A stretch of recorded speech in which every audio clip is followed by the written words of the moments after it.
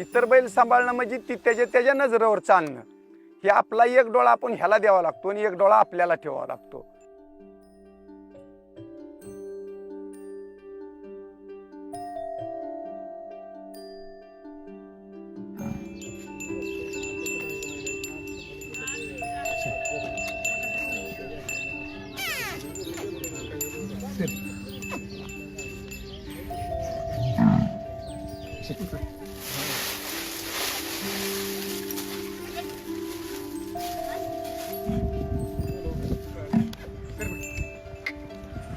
ही एक पण घरच्याच गायचा खोंड होता.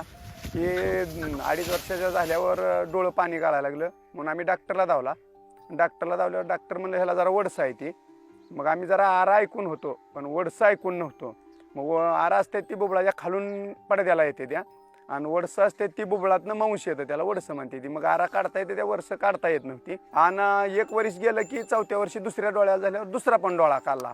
मग आम्ही ठरवलं इकायचं म्हणलं तर ही कसाबाला जी जाऊ शकतोय तर आपल्या हातनं कसाबाला जाऊ द्यायचं नाही, पशु हत्या करायची नाही आमचं एक मत. मग त्या ह्याच्यावर आम्ही इकलाच नाही, ठेवला.